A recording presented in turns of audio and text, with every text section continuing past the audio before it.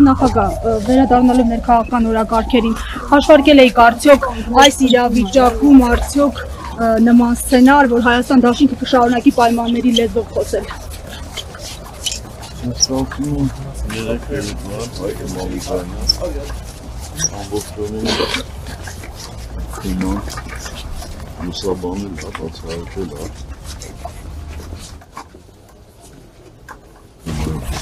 Պարոն նախագահ, ձեր ամեն հարցազրույցից հետո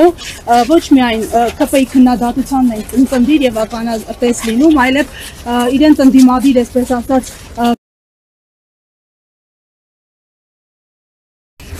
ներկայացնող շրջանակների մեկ հարցազրույցից հետո տասնյակ հարցազրույցներով փորձում են ձեզ պատասխանել,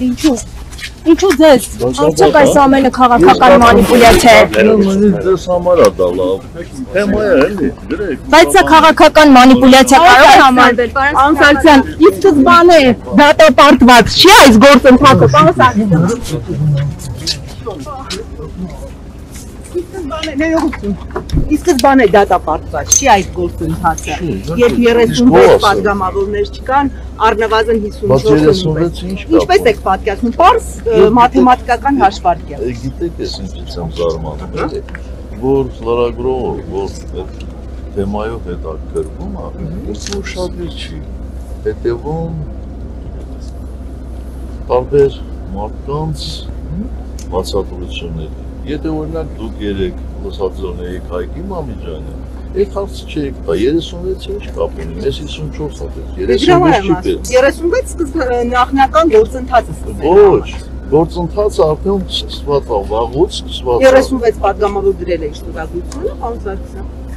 Լսեք, ես ձեզ ասում եմ, գնացեք թեման ուսումնասիրել։ Ես ուսումնասիրել եմ, շատ լավ Չեք ուսումնասիրել, որովհետև գործընթացը սկսվում է, երբ ազգային ժողովի մեկ պատգամավոր առաջադրում է վարչապետի տեխնացու։ Գործընթացը այդ ժամանակ է սկսում, 36-ը։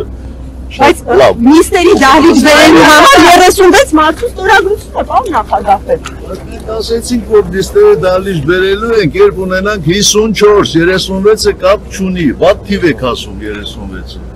Իսկ փողոցային պայքարը երբ եք նախատեսում մեկնարկել։